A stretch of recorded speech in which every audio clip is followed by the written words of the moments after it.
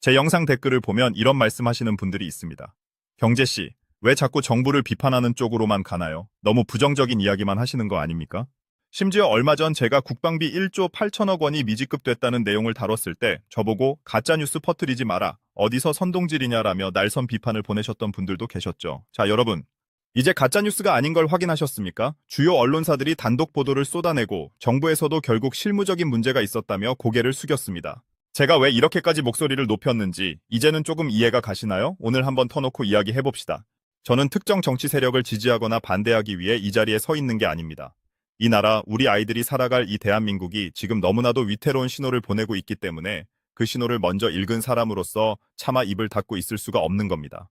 집안에 불이 나고 있는데 우리 집 인테리어 참 예쁘죠? 라고 말하는 건 문제의 본질을 외면하는 것입니다. 불이야! 라고 소리쳐서 잠든 가족들을 깨우는 게 본질을 직시하는 행동이죠. 오늘 제가 드릴 이야기는 바로 그 불이야! 라는 외침입니다. 이건 단순한 비판이 아니라 우리 모두의 생존이 걸린 문제입니다. 자, 상상해보세요. 지금 당장 본 게임 들어갑니다. 가장 먼저 여러분의 뒤통수를 때릴 사실부터 다시 짚어봅시다. 국방비 1조 8천억 원 미지급 사태. 여러분 1조 8천억 원입니다. 이게 대체 어느 정도의 돈인지 감이 오시나요? 서울 강남의 웬만한 대단지 아파트 수십 채를 통째로 사고도 남을 어마어마한 금액입니다. 그런데 나라를 지키는 군대에 당연히 가야 할 이 돈이 무기를 만들고 장병들을 먹이고 입히는 데 쓰여야 할 돈이 지금 증발해버렸습니다. 제가 이 이야기를 처음 꺼냈을 때만 해도 저를 거짓말쟁이로 몰았던 분들, 이제 뉴스를 보니 마음이 어떠신가요? 정부는 뭐라고 변명하던가요? 시스템 오류다, 부처 간 소통이 늦었다, 정말 어처구니가 없죠. 동네 자영업자들도 물건값 줄 때 시스템 오류 핑계 대면서 몇 조 원씩 미루지는 않습니다. 더 소름 돋는 건 말이죠. 정부가 이미 마이너스 통장 같은 제도를 통해서 한국은행에서 5조 원이나 빌려 썼다는 사실입니다. 급할 때마다 나라의 곳간이 아닌 한은에서 돈을 땡겨 쓰는 통장이 있는데 거기서 5조 원을 이미 빼갔어요. 그런데도 국방비 줄 돈 2조 원이 부족하다? 그럼 그 5조 원은 대체 어디로 간 걸까요? 밑 빠진 독에 물 붓기라는 말도 아깝습니다. 이건 독 밑바닥이 아예 통째로 날아간 수준이에요. 육해공군 각 부대에서는 전력 운영비가 안 내려와서 물품 구매비, 외주비를 못 주고 있습니다. 우리나라를 지키는 방산업체들은 국가에서 돈을 안 주니까 직원들 상여금도 못 주고 자재 대금도 못 내서 줄도산 위기라고 아우성입니다. 우리나라 환율이 왜 이 모양이냐고요? 외국인 투자자들이 바보입니까? 나라가 군대 줄 돈도 없어서 허덕이는데 어떤 미친 투자자가 여기다 돈을 넣겠어요? 이건 사실상 정부 셧다운이나 다름없는 비상사태입니다. 여기서 끝일까요? 어림도 없죠. 이제 시작입니다. 작년 연말에는 교도관들 월급이 밀렸다는 글이 블라인드에 올라와서 난리가 났었습니다. 그런데 여러분, 여기서 진짜 기가 막힌 포인트가 뭔지 아십니까? 이런 중차대한 국가적 결함 소식을 우리가 언론 보도가 아니라 직장인 익명 커뮤니티인 블라인드 글을 통해서 처음 알게 됐다는 사실입니다. 정말 말도 안 되는 일이 벌어지고 있는 거예요. 처음엔 다들 에이, 설마 나라가 교도관 월급을 안 주겠어? 주작이겠지 했습니다.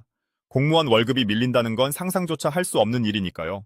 그런데 웬걸 현직자들이 인증글을 올리고 난리가 나니까 그제야 법무부에서 해명이 나왔는데 실무상 착오였다고 합니다. 아니 여러분, 국가기관이 월급 주는 날짜를 착오로 넘긴다는 게 상식적으로 이해가 가십니까? 만약 블라인드에 이 글이 올라오지 않았다면 우리는 여전히 아무것도 모른 채 나라는 잘 돌아가고 있겠거니 하고 있었을 겁니다. 국민의 눈과 귀가 되어야 할 언론보다 익명 게시판이 더 빠르고 정확한 정보를 전달하는 나라, 이게 정상입니까? 여러분, 공무원 월급이 밀리는 나라는 대개 망하기 직전의 국가들에서나 볼 수 있는 현상입니다. 역사적으로 봐도 그래요. 로마가 망할 때, 대영 제국이 기울 때 가장 먼저 나타난 신호가 뭔지 아십니까? 바로 국경을 지키는 군인과 행정을 돌보는 관리들에게 줄 돈이 바닥나는 것이었습니다. 제국을 떠받치는 가장 기초적인 근간이 무너지고 있다는 증거거든요. 그런데 지금 대한민국에서 그 징조가 보이고 있다는 겁니다. 그것도 정부의 공식 발표가 아니라 억울함을 호소하는 공무원의 익명글을 통해서 말이죠. 정말 기가 막히지 않습니까? 자, 이제 오늘 이야기의 핵심, 이 모든 비극의 뿌리인 나랏빛과 그 이면에 숨겨진 포퓰리즘 이야기를 해보겠습니다.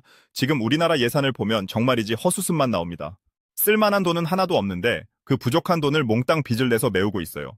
그런데 그 빚을 내는 속도가 어떻냐? 그냥 빠른 수준이 아니라 수직으로 상승하고 있습니다. 여러분, 이거 나중에 어떻게 감당할 건가요? 솔직히 말씀드릴까요? 지금 우리 수준으로는 절대로 못 갚습니다.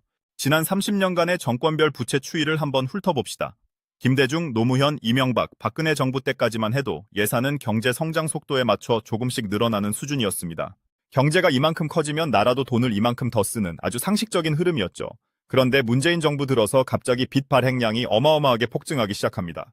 물론 여기에는 어느 정도 면피할 구석은 있었습니다. 당시 우리뿐만 아니라 전 세계가 코로나라는 전대미문의 사태를 겪었으니까요. 미국도 유럽도 나라 망하게 생겼으니 일단 돈을 찍어서라도 버티자고 했던 때였죠. 그래서 그래, 전 세계적인 재난 상황이니까 그럴 수 있지 하고 넘어갔던 면이 분명히 있습니다. 그런데 문제는 그 이후입니다. 윤석열 정부 들어서 부채 증가세가 살짝 주춤하는 듯 하더니 현 이재명 정부로 넘어오면서 예산이 그냥 폭발해버렸습니다. 문재인 정부 때 예산 폭증한 건 일도 아닐 정도예요. 이번 정부가 정말 대박인 이유가 뭔지 아십니까? 지금 정부가 돈을 푸는 양이 그렇게 욕을 먹던 문재인 정부 때보다도 무려 2배입니다. 여러분 그래프를 한번 머릿속으로 그려보세요. 완만하게 올라가던 선이 문재인 정부 때도 급상승하더니 지금 정부 들어서는 아예 하늘로 솟구치고 있습니다. 그런데 더 충격적인 건 이 막대한 돈이 전부 어디서 나오냐? 네, 100% 빚입니다. 세금으로 걷는 돈은 빤한데 쓰는 돈은 2배로 늘었으니 그 차액을 싹 다 국채 발행, 즉 빚으로 채우고 있는 겁니다. 여기서 우리는 아주 냉정하게 질문을 던져야 합니다. 경제는 성장을 멈췄고 고가는 비어가는데 왜 정부는 역대 최대 규모인 720조 원이나 되는 돈을 쓰겠다고 난리일까요? 그 답은 아주 씁쓸하게도 포퓰리즘에 있습니다. 여러분 공짜 좋아하시죠? 정부가 현금성 자산을 뿌리고 선심성 예산을 쏟아부으면 당장은 주머니가 따뜻해지는 것 같습니다. 와, 우리 정부 최고다 소리가 절로 나오죠. 하지만 여러분, 세상에 공짜 점심은 없습니다. 정부가 뿌리는 그 돈, 정치인들 주머니에서 나오는 건가요? 아닙니다. 전부 다 여러분의 세금이고 그것도 모자라 여러분 자식들이 평생 갚아야 할 고금리 사채입니다. 지금 정치권은 오직 다음 선거, 오직 표를 얻는 데만 혈안이 되어 있습니다. 나라가 망하든 말든 일단 내가 당선되고 봐야겠다는 심보로 돈을 뿌려대고 있는 거예요. 이건 마치 집안 기둥뿌리를 뽑아서 이웃집 사람들에게 잔치를 베풀어주고 나 인심 좋지? 라고 생색내는 망나니 가장과 다를 바가 없습니다. 정작 국방비 1.8조 원 줄 돈도 없어서 군인들이 외상을 달고 사는데 한쪽에서는 표가 될 만한 곳에 수십조 원씩 돈을 쏟아붓고 있습니다. 이게 제정신인 나라의 행정입니까? 이런 달콤한 포퓰리즘의 독약은 우리 경제의 체력을 야금야금 갉아먹습니다. 경제가 성장해서 예산이 느는 게 아니라 빚을 내서 예산을 늘리는 건 마약과 같습니다. 한번 맛을 보면 끊을 수가 없거든요. 당장 돈을 안 뿌리면 욕을 먹으니까 다음 정권에 폭탄을 떠넘기면서 계속해서 빚을 쌓아가는 겁니다. 그 결과가 무엇입니까? 바로 원화 가치의 폭락입니다. 시장은 냉정합니다. 아, 저 나라는 돈을 너무 막 찍어내네, 빚으로 잔치를 하네 라고 판단하는 순간 원화는 휴지 조각이 되는 겁니다. 그런데 정부는 뭐라고 하는 줄 아십니까? 원화 가치가 떨어지는 건 서학 개미들이 미국 주식 사러 돈을 다 달러로 바꿔서 나가는 탓이다. 개인 투자자들이 애국심이 없어서 그렇다. 이런 식으로 책임을 국민에게 전가하고 있습니다. 정말 비겁하지 않습니까? 원화 가치가 하락하는 근본 원인은 서학 개미가 아니라 정부가 320조 원이라는 거대한 구멍을 빚으로 메우며 포퓰리즘 잔치를 벌이고 있기 때문입니다. 달러 대비 원화 가치가 박살나는 건 당연한 경제 원리인데 이걸 공부 열심히 해서 해외 주식 투자하며 자산을 지키려는 국민 탓으로 돌리다니요. 이건 마치 집에 불을 낸 사람이 옆집 사람이 선풍기를 틀어서 불길이 번졌다고 남 탓하는 꼴입니다. 자, 그럼 이 거대한 빚더미를 누가 떠안고 있을까요? 여기서 소름 끼치는 진실이 하나 더 등장합니다. 우리가 빚을 내기 위해 발행하는 이 국채, 이걸 누가 사주고 있느냐? 바로 중국입니다. 현재 대한민국의 국채 보유량에서 중국이 차지하는 비중이 미국의 2배를 넘어섰습니다. 우리가 빚을 낼 때마다 중국이 그 돈을 대주고 있다는 거예요. 돈 빌려준 사람이 주인 노릇하는 거 보셨죠? 정부가 포퓰리즘에 눈이 멀어 빚 잔치를 벌일수록 우리나라의 금융주권은 조금씩 중국의 손아귀로 넘어가고 있는 겁니다. 나중에 중국이 야, 돈 갚아, 못 갚겠으면 너네 나라 땅 일부를 내놓든가 우리 말 잘 듣든가 라고 나오면 우리는 뭐라고 할 수 있을까요? 이건 음모론이 아닙니다. 이미 수많은 국가가 중국의 부채 함정에 빠져 국가 기반 시설을 넘겨준 사례가 수두룩합니다. 대한민국이라고 예외일 것 같나요? 정리해봅시다. 지금 대한민국은 성장이 멈춘 상태에서 역대 최대 규모의 예산을 쓰고 있습니다.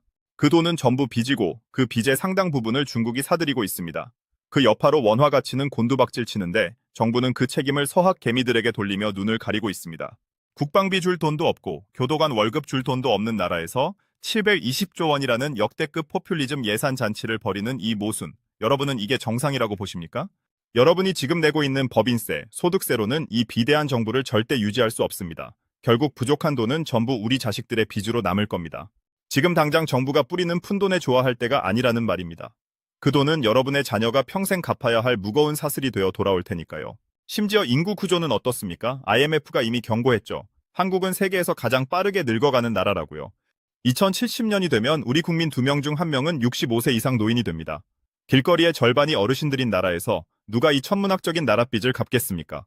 지금 청년들이 결혼을 안 하고 아이를 안 낳는 이유, 그건 그들이 이기적이어서가 아닙니다. 이런 빚더미 나라에서 내 자식을 빚쟁이로 키우고 싶지 않다는 처절한 생존 본능인 겁니다. 포퓰리즘으로 오늘 하루 배부르게 먹이고 내일은 굶어 죽게 만드는 나라에 어떤 미래가 있겠습니까? 군대의 경계 체계가 무너지고 총 대신 3단봉을 들게 하고 움직이면 쏜다는 문구조차 삭제하게 하는 나라.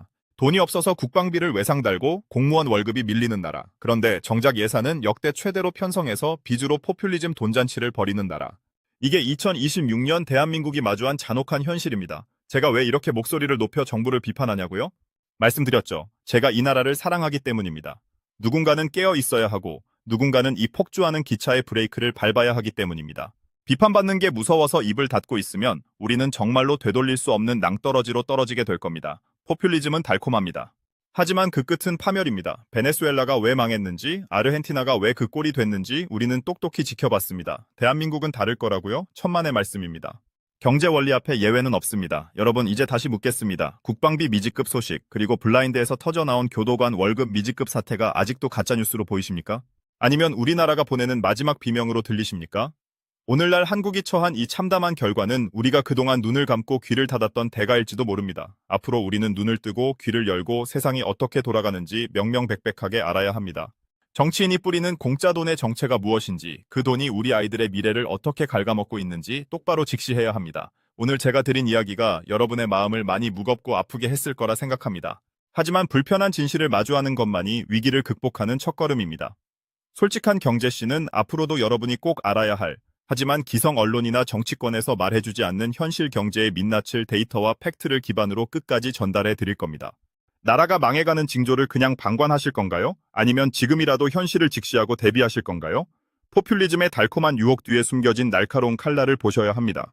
선택은 여러분의 몫입니다. 하지만 분명한 건 우리가 지금 변하지 않으면 미래는 없다는 사실입니다. 오늘 이야기가 조금이라도 여러분께 경종이 되었다면, 혹은 더 많은 진실이 궁금하시다면 저희 채널을 구독하고 함께 목소리를 내주세요. 여러분의 작은 관심과 비판적인 시선이 모여 이 벼랑 끝에 폭주를 멈추는 큰 힘이 됩니다.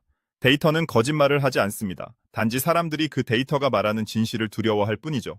저는 다음 영상에서도 여러분이 꼭 알아야 할 더 날카롭고 솔직한 현실 경제 정보로 찾아뵙겠습니다. 지금까지 솔직한 경제씨였습니다. 여러분, 정신 바짝 차려야 합니다. 긴 영상 끝까지 시청해주셔서 진심으로 감사합니다.